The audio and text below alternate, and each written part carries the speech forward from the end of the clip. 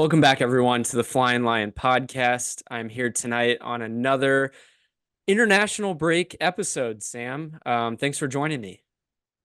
Yeah, no problem. We're trying to find some stuff to talk about, and lo and behold, there was a full tournament going on, the 77 TST tournament, it's still going on, I believe, as we're recording. Championship is tonight. Um, and then you had the U.S. men's national team in action, and we got some FC Cincinnati news. We got some All-Star voting. We'll talk about. So I'm excited about the episode. Yeah, absolutely. Like Sam mentioned, soccer's still going on. It might not be the main team for FC Cincinnati, but we had some FCC2, a little academy play going on with some tournaments. Sam, I just feel like the summer is a time for soccer tournaments. Like this is the time where like it all happens.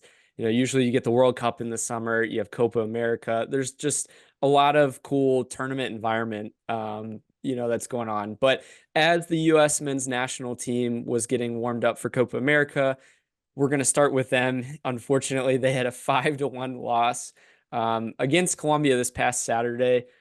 This is not a U.S. men's national team podcast, but one of our guys, Miles Robinson, was on the bench, did not get called into this game.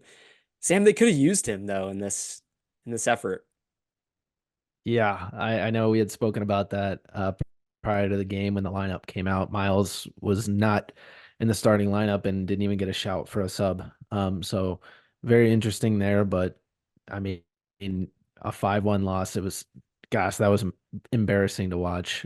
Um, I did, however, like looking back at past games that we played Colombia, that we've never played a game against Colombia that hasn't been in the U.S., which is pretty funny.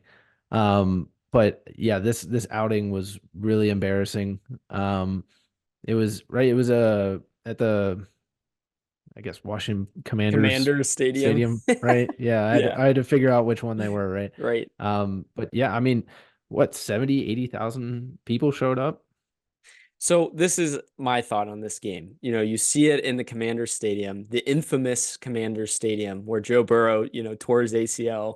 Many other players have gotten injured. So RG3, yeah. all of them, right? I mean, go and look at the track history at this field. I was just hoping that Miles Robinson would not actually play on this field because we don't need him injured, and it's just notorious for that. Luckily, all the US guys come out unscathed, it seems like. But to your point, I mean, 70, 80,000 fans, a lot of yellow in the stadium, a lot of Columbia fans. So as much as CP or, Christian Pulisic wants to say, Cincinnati didn't have that many U.S., fans when we played in Morocco. I mean, DC's the capital, and they couldn't have, that many U.S. men's national team supporters there. Come on, that's ridiculous. Yeah, and CP, I mean, they're right next to your hometown, so right next to Pennsylvania right there. So it is what it is. But yeah, this was, I mean, an abysmal effort. I mean, you look at the game itself, Mm-hmm. we had two goals within the first, what, 20 minutes, right? 25 minutes against us. I mean, we get a goal back a little after halftime from Tim Weah there, and things are starting to turn, right? For the next 20 minutes or so, it seems like we're fighting, we're getting chances.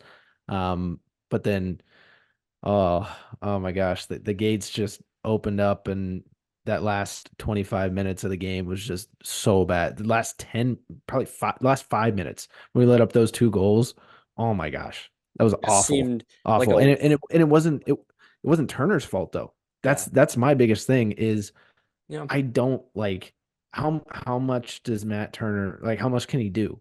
You know, a lot of those chances, I mean, maybe out of all those chances, maybe the first chance, right? That first goal near post, he right. probably could have done more on. Um, I mean, the bicycle kick, you can't really, how do you know how hard he's going to kick it at you? So those two probably, if you're going to, get put any on him, you could, but that defense was just abysmal. Yeah, no, I totally agree. And that's where we're kind of saying, would Miles Robinson have made a difference? This was the first time we had ever seen a U.S. men's national team lineup with all starting 11 players in the top five, leagues in Europe there. And it's like, okay, that's great, but like they have to play. And Yeah. so could They we made a have big deal out of benefited? that. Yeah. Yeah, could we have benefited from guys that, obviously these guys are coming off their long season. A lot of our MLS guys are in the prime form right now, in the middle of the season. So that's something to be said there. But obviously, you look at the talent. And Colombia hadn't lost in, I think, 21 or 22 straight games. Yeah. And Unbeaten. Yeah. if you look at talent wise, like you have to put your best foot forward. I just don't know, Sam, is the lineup that they're rolling out with the men's national team the right call? There's a lot of talk. Do we go to a similar system to what FC Cincinnati has? I think there's something to be said about having a three-back system with wing backs higher up, just to have a little bit more stability, especially if Tyler Adams is going to be out, or at least not starting to start Copa America. Yeah, I would say the biggest thing that you saw from this game was the amount of pressure that the U.S. men's national team could not handle, right? So Yeah, Colombia was really putting the pressure on our midfield, on our wing backs, and on our center backs. And a couple of times there, we turned it over way too easily because we folded under the pressure, right. right? Specifically in the back, I mean, Tim Ream he was awful. He was awful. He did not look like, a captain that, he was for Fulham. It was weird. Anthony But yeah, as far Robinson, as I think he didn't really yeah, I play was about to say fantastic either. Jedi coming into the game, Jedi might have been one of the most consistent U.S. men's Right, national team players. As far as like how his season went.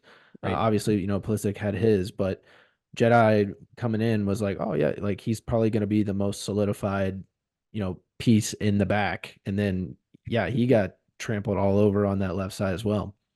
What I thought was interesting, we finally see Santiago Arias and Yerson Mosquera come back to U.S. soil. Obviously, Mhm. we're missing those two guys this year for FC Cincinnati team. We've kind of plugged those holes pretty well, I would say, with DeAndre Yedlin, Miles Robinson.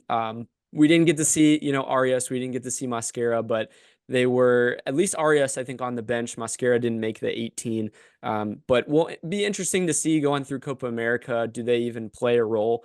If they're not playing in a friendly, I don't necessarily think that they're going to get minutes unless there's an injury there. But Arias definitely has the experience and is a good player in international settings. So it's something to look out for, and would have been really cool to see, Miles out there with Mosquera out there and battling like former, guy for FC against current FC guy.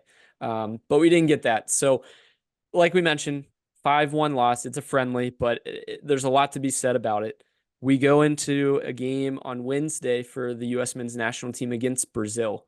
So talk about, playing a very, very difficult team in Colombia and then going and playing Brazil in Orlando. Good luck. Yeah, yeah. I think Brazil, you could arguably say, is the best and deepest squad in the world. I know I was watching their highlights from this past week when they played Mexico, and it was like, oh yeah, we're just gonna bring on, Vinicius Jr. in the 70th or 80th minute, and he's gonna come and impact the game. And then, Endrick ends up scoring the game winner against What, Mexico, and it's 17 or like, 18-year-old? yeah, like you could just bring on, whoever you want, and they're going to be a big name player. It's absolutely ridiculous. So we'll see how we stack up. The U.S. has never beat them. The goal difference between the two teams whenever they play is 14-3. So we've Oh, only wow. scored three all-time Oh, goals against them.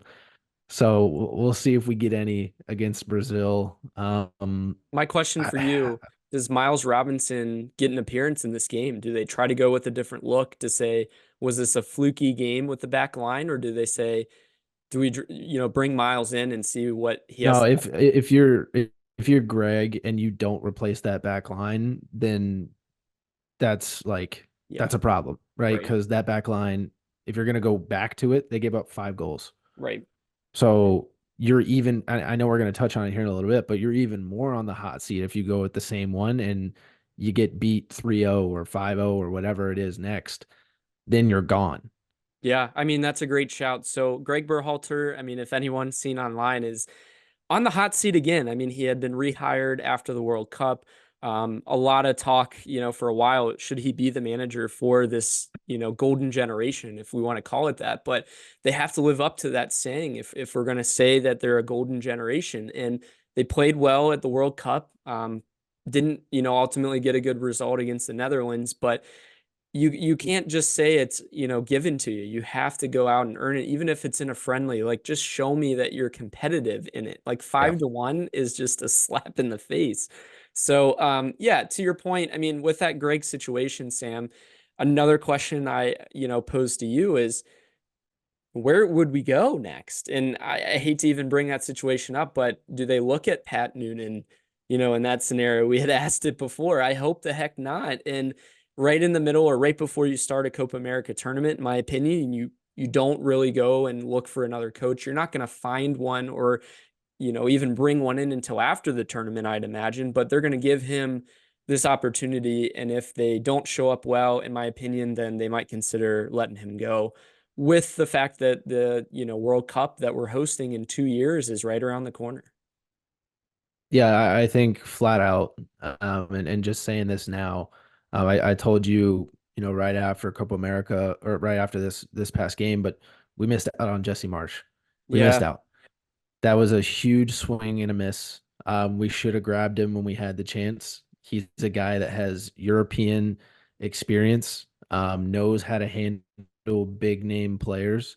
Um, and I think him being a US guy as well would have done wonders for this team. Whereas you look at a guy like Greg Berhalter, where is he, where is he gone outside the US? Yeah. I Right. think the So, trust factor with the players, at least from the player standpoint, they know what Greg is bringing. They kind of know what they're getting into in the system that he likes. But to your but point, is that is that right? just complacency? Yeah, Is that I know, complacency? right? And what pushes us to be better than where we're at now? And you're right, it's a manager that is asking for more and that Yeah. understands the players that we have. I mean, the starting 11 is all in European based, type players. So yeah, I think that'd be an interesting shout. Obviously, he's at Canada and just tied France, yesterday 0-0. But is that sustainable? I don't know. We'll see. Jesse plays such a high pressing brand of soccer. It's a Red Bull style, brand. Yeah, it's an interesting thought. I think Jesse Marsh was very salty that he was not even Oh yeah. considered. Oh yeah. That's why he It took the sounds Canadian like, job. yeah. Yeah. So keep an eye on that. Like we said, they play, on Wednesday night against Brazil, and then I think we start Copa America this weekend, if I'm not mistaken.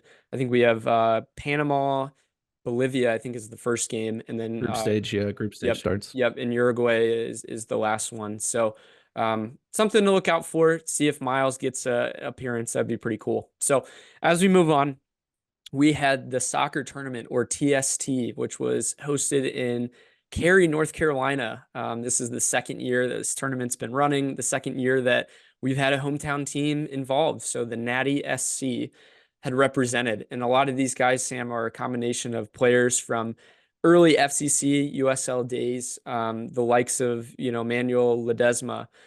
Justin Hoyt, unfortunately, was injured. Corbin Bone was injured, but you have Jimmy McLaughlin, Danny Koenig, Kenny Walker, and one Chad Ochocinco, Always, baby. Always.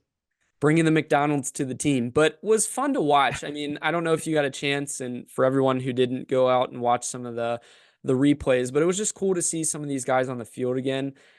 Ledesma killed it. I still think that this guy is on the Mount Rushmore of all-time FCC players, but he had 4 goals in the tournament.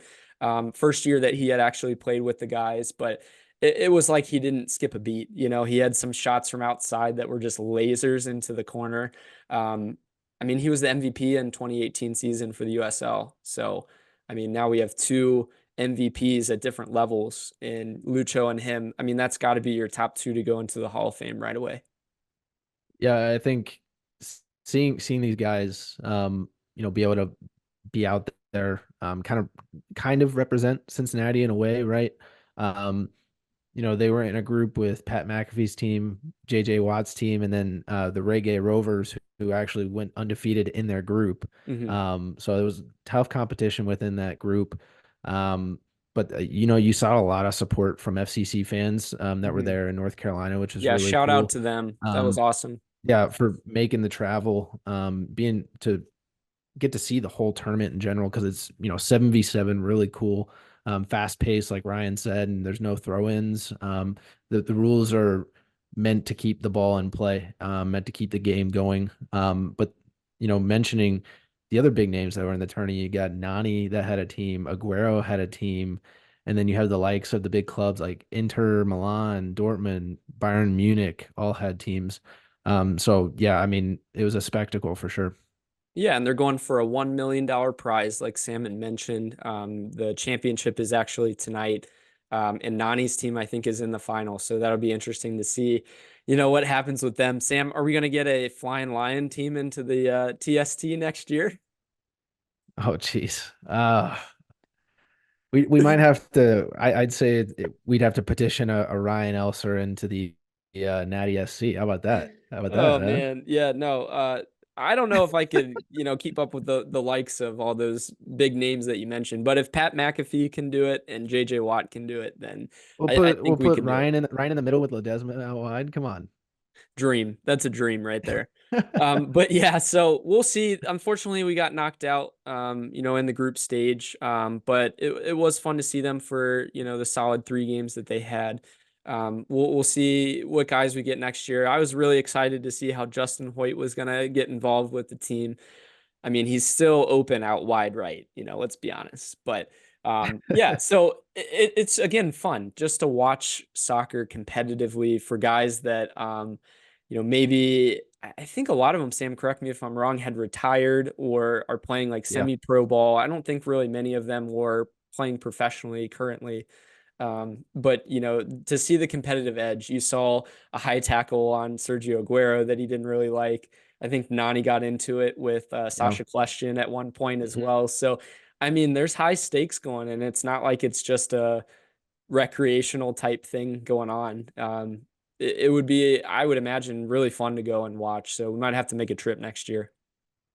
Yeah, I mean, you got $1 million up for it, right? So people are gonna be fighting and scrapping, especially the guys that aren't as big of a name, right? That you had said that play like semi-pro or maybe do have the pedigree, but it was 10 years ago, right? Right.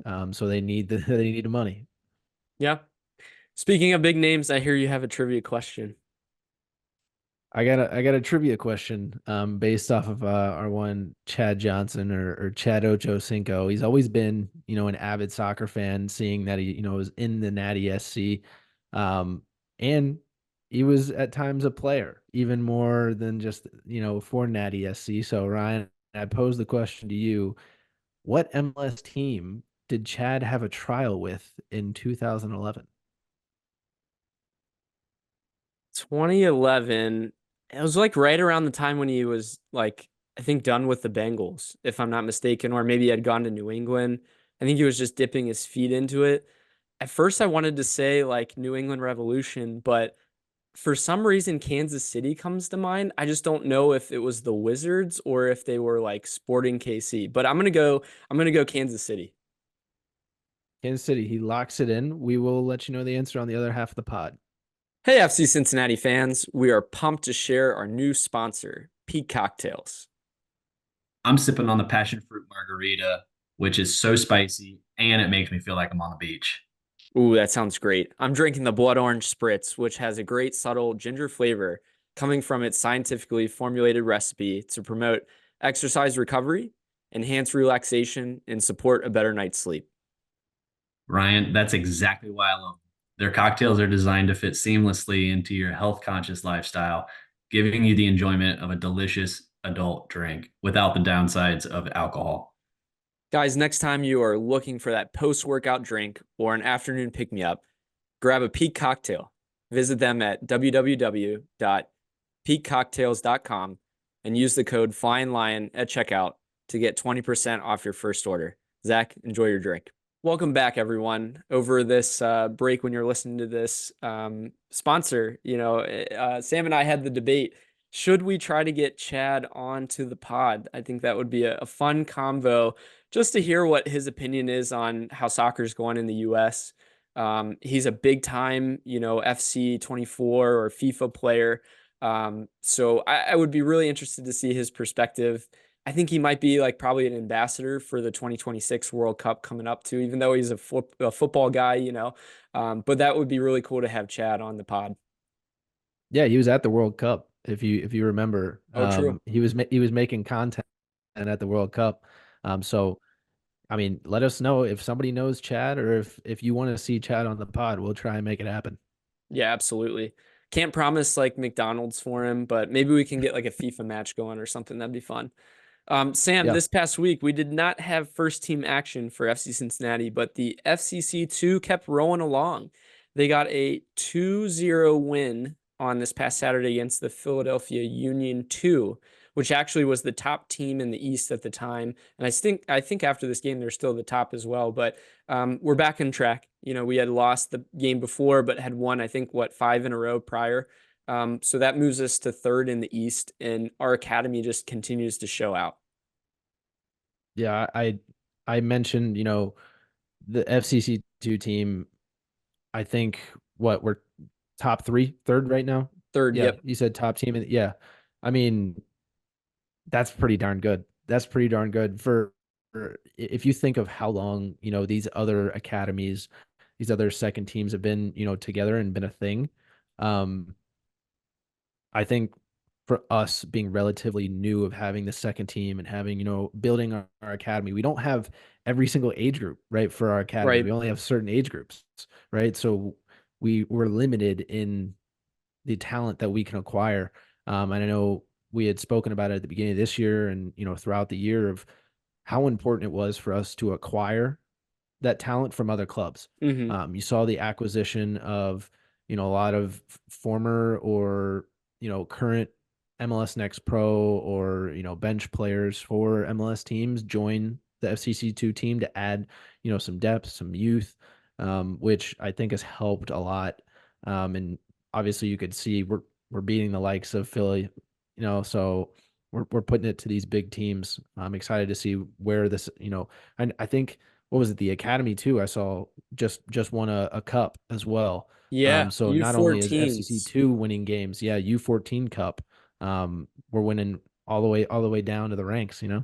You're starting to see the fruits of the labor, like you mentioned, is Yeah. just building it, having really good coaches that can bring these guys up. I think Eric Lee I think he was a US men's national team guy. He coaches, I think, the 16s or 17s, something like that. But yeah, from the young ranks, like Sam mentioned, the 14s won the Patterson Cup over the weekend. We're just getting more notoriety, which honestly makes players want to come and join us even more. Yeah. We poached, Stefan Trilla from the Philly Union's team. And then we went and beat him. But the guy I want to give a shout out to is Kenji Mamba Dem. He was our draft pick that we had Dayton from guy. the University of Dayton. So shout out to my Flyers. But 2 goals in this game. I want to shout out my dad for actually asking me every time we talk about FC Cincinnati. He goes, "How are our draft picks doing?" And you know what? You're right, Dad. I'm not really Good sure. But question. then, Yeah. yeah, he scores 2 goals in this game, and you're like, all right, we're starting to see some productivity from these guys. I think we were really spoiled by Roman Celentano and Ian Murphy. You don't Oh yeah. usually see, the draft picks do so well right away. And I think we were used to that. So now we're like, all right, where are these draft picks that we had? What are they doing? But Brian Schaefer's playing a little bit more of the left back too. But yeah, I'm hoping these guys can then make the next step up. We'll see if Kenji can continue on a roll. Getting him and Stefan Trilla to have a really good connection would be really, really awesome. Shout out to him. We love Stefan on this pod. We talk about him a lot, but he wins the U17 MVP and actually receives a little video from Lucho Acosta saying congrats from one MVP to the other. I thought that was top class. And honestly, Sam, That it was really awesome. Yeah. it really brings you back to Bobby Edwards and how he says, the first team guys are connected with the youth and they want them to do well. They probably sit them down and say, this is how to be a professional. I just remember Yeah. that conversation we had with Bobby, and I thought, that's really special. No, yeah. I mean, like he had said, they're in or around trainings. And these first team guys go out of their way to help some of the academy or FCC2 guys a little bit more, just to show them the way. And clearly what they're doing over there with Stefan is making waves. So Yeah. hopefully we continue to see that for other FCC guys as well. Yeah, absolutely. Talking about academies, I had the privilege of talking to a Philadelphia Union podcast, Views from the Bridge. Go ahead and check out their preview that I joined for the FCC game for next Wednesday. I had a conversation with him, Sam, about the academies and how we're starting to build our academy. How did Philly, do theirs? And it was actually interesting to hear, he says, okay, the Philly Union one, we're starting to see these big players come out of it now. It didn't used to be that way. They had to build it just as much as we did, and they had to poach people from other teams for a while. So now we're starting to see us really kind of develop that in a similar track. So go check out that episode. That was really cool to chat with them about that. And then go check out FCC2. We play again this coming Saturday against Carolina Core, who I don't think is a really good team. I'm pretty sure that one's away. And then they'll be back home for the following week. But it's been really fun to follow this year. I think I'm more actively involved in FCC2. The games apparently are free to go and attend. They have pretty cheap food from what I hear. Sam, being the NKU guy, you could probably give us a little bit more insight on that too. Yeah. The atmosphere at the stadium's grown a lot more. Obviously, fans want to show up and professional players want to show up, right? We've seen DeAndre Yedlin and a couple of the first team guys show up and really, I guess, support this FCC2 team. So it's a good atmosphere over at the NKU Stadium. Yeah. Speaking of support, Sam, we have the MLS All-Star Game is now we're having some voting going on.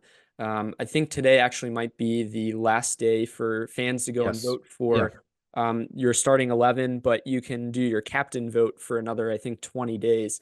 We have so if you're listening to guys. this, voting's over. Yeah, by the time you're listening on Tuesday, it's over. But we'll probably put a tweet out, saying go and support our guys.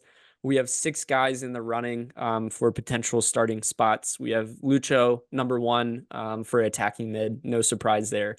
Miles Robinson, number 1 for center back. No surprise there. But then you have the likes of Orishano, second in left back voting. Yedlin, second in right back voting. And then Miazga, third in center back voting. Salentano, 5th in the goalkeeper voting. And then Obi is 5th, I think, in the central defense. So it's pretty impressive to see that we have that many guys. 7. I think, what do you think, Sam? Probably 3 guys we'll probably get again like last year. Yeah, I'd say probably. I don't know. I'm thinking 4. I'm thinking 4 guys. All right. I'm thinking 4 guys. The 4 guys that I think have a good chance of going in are probably going to be Lucho, Miles, Orlano, and Yedlin. Those 4 guys. Miazga, maybe. We'll see. I think it'd be nice. I just think we could have had 5 or 6 had we not had the past couple games, to be honest with you. Celentano being 5th with the goalkeepers right now, or 4th or 5th right now. Past 2 games have been kind of tough on him. But I still think he deserves, that all-star shout at least, and we're seeing him get it. So I'm fine with that if he doesn't make it. But yeah, I think the rest of these guys definitely have a shot as well. I want to say, so Lucho right now, I'm sure, in more podcasts, we'll touch on this as the All-Star game gets closer. But Lucho's a 2-time All-Star, Miles Robinson, 1-time All-Star, Yedlin, 3-time All-Star, Miazga, 1-time All-Star. So we've got a lot of guys with All-Star pedigree on our squad. I was just about to comment and say it doesn't seem to hold the same weight as some other sports. If you look at the NBA, you look at the MLB, those are the 2 that come to mind where it's like, oh, how many All-Stars did they have? When you're thinking about it, are they Hall of Fame candidates? The NFL is like a wash, if they go to the Pro Bowl or not, it's like, okay, But it is interesting to think about, you mentioned some of the guys that do have multiple All-Star game appearances, and it's like, well, that makes sense based on how they've done in the league. It is hopefully going to be a competitive game this year. I think they're playing another All-Star team from Mexico, I think is the plan. But like you mentioned, we'll talk a little bit more about that as it gets closer. Sam, I don't know if you noticed today, there was another announcement about some interesting news. Jersey sales for the MLS. I know everyone Oh wanted to yeah. know. Yeah, it wasn't like a huge thing. I was just trying to throw you off there. But Lucha was actually third in jersey sales in the whole MLS behind Messi and Luis Suarez. So honestly, I think without those two guys, obviously he'd be first based off his MVP year last year. I mean, let's be honest, a lot of just Cincinnati fans supporting their player, right? I mean, that's impressive. My question to you is, we had heard about this infamous third kit that you can get if you have so many jersey sales. Is that coming? Is that coming soon? I would sure hope so. I saw some interesting designs from, I guess like you had said, some of the teams get, a third kit. So seeing those start to come out, I would assume so, right? Because FC, I feel like, is become a very, very hot team. Mm-hmm. Everybody loves Acosta. If it wasn't for the stupid pink jerseys, he'd be in first. But yeah, I think why not? Why not us, right? Come on. Yeah. Yeah, I think that'd be cool. Keep an eye on that. I'm still gonna pull for my black third kit and then my long sleeve kit coming for the playoffs. I think that would be really cool. Do we Um, do okay? Idea real quick. Just mhm. riffing. Black kit, okay, but it incorporates the bridge. Ooh, that'd be So pretty like it's clean. got like little like lights of like the bridge Yeah. into the kit. Yeah, no, I do like that. I like the thought of that. Do we get like a supporter shield like homage to it as well or something? Like just to say like that's our like trophy kit or something. I think that'd be also pretty cool. Keep an eye on Gold that trim. space. Yep, yep. No, that'd be pretty cool. We do have a game coming up, Sam, though. It's been 16 days since our last game against Nashville. We've waited long enough. We had a dirty taste in our mouth after watching that Nashville game, but we play San Jose Earthquakes this coming Saturday in San Jose. So a late night game, tough game, kind of going out west and playing. But honestly, if we're gonna go out west and play, like we're coming off of like 2 weeks of a break, so you can go out there early, possibly go and train, kind of get used to the time zone. Hit the I think, beach. yeah, hit the beach, do what you got to do out west, right? So I think the team personally goes out there early and trains and kind of gets used to that, in my opinion. Yeah, I think, going up against a San Jose team, I think they're obviously you want the energy to be high, right? Mhm. But San Jose is legit the worst team in the MLS right now. It's not even close. They are last in the MLS in points with only 11, Yeah. and their goal differential is minus 15. Wow. And Ryan, they haven't had a clean sheet all season. See, don't put that evil on us, Sam, but very interesting. I'm just putting it out there. I'm not putting it on us. I'm putting it out there. You know what I'm saying? Sure. Yeah, no, I get it. I think we've played them 2 times in our history in the MLS. We're, I think, one win and one loss. Our win came at home in 2022. It was a 6-0 win, which I think is the largest margin of victory that we've ever had. Could we do the same thing? I mean, that'd be pretty cool. We lost out there in 2019, I think it was. So we'll see. I'm excited though. They just signed a number 10 Argentinian midfielder, Sam. Hernan Sounds familiar. Lopez. Yeah, right. And this guy's been actually contributing, even though the results haven't really shown up. But they do have a pretty high-powered offense, so look for that, especially with Miles being out in this game. But I'm excited to see them back, obviously. Who do you think slots into that center back role? I'm probably thinking Hagelin will. Hmm. I'd like to see Kip Keller start.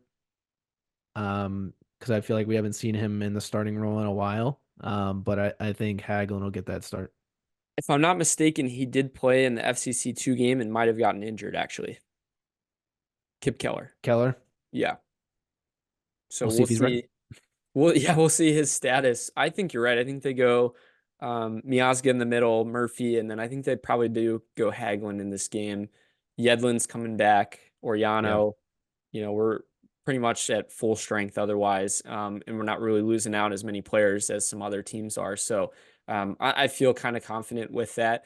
I hope we had some time to kind of figure out where our lapses were in the last several games. Obviously, small sample size on like giving up 5 goals in 2 games, but prior to that, the defense had just been phenomenal. So let's hope that it trends more in that direction. But yeah, I mean, to your point, the goal differential is terrible. So can we go in and just start racking up some goals? Well, this is the start of us taking advantage of Messi being in Copa America, True. right? This is our start of that. As that tournament starts, can we take advantage of Miami not having their top guys that they can rely on? Do we Right. take a couple points so that way we have a cushion going into late July into August and the rest of the I guess season. Yeah, and honestly, I mean, if you look at there was a game since we last had recorded as well, a few MLS games actually, and I'm pretty sure did Miami tie their game from what I remember? I'm pretty sure now Yeah. I think they have 2 games in hand instead of just 1 game in hand, and we're only what like 2 points back or something like that with 2 games in hand. So, I mean, we're sitting in a really good spot. Like we mentioned, we're about halfway through the season for us. Yeah, Miami's played 18 games. We played 16. Several other teams have played very similar. I can't believe Columbus has only played 14 games, Sam. It's kind of interesting. Champions But Cup. yeah, so the cushion's there. Over the weekend, New York Red Bulls loses, so that helps us a little bit too to New England, which is just hilarious.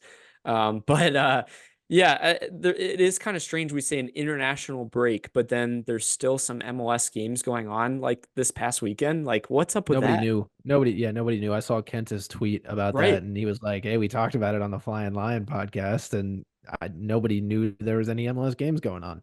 So is it an international break, or is it just like we're gonna just keep going through it, or some teams will play, but not others, and we'll randomly decide. Yeah, interesting to say the least. But yeah, I'm excited about this game. I think we go out there and win 3-0 in San Jose. What's your prediction? I'll go 3-0 as well. All right, so late night game against San Jose.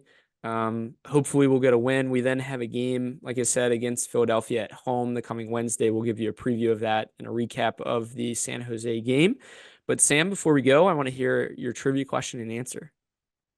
Yeah. So to recap on the first half of the pod, the trivia question had to do with our main man, Chad Ochocinco or Chad Johnson from the Nati SC TST tournament.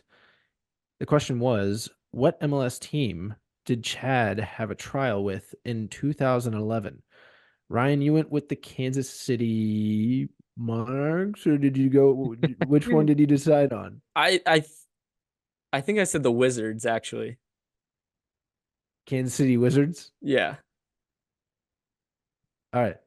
In 2011, Chad Johnson participated in a 4-day trial with Major League Soccer club Sporting Kansas City. So he did have the city. Dang. He did have the team. It was just a little off. Okay. Just All a little. right. I'll give you half a point, maybe 75% of a point there. But he also has played semi-professionally in his home state of Miami with Boca Raton FC as well. So he's well traveled.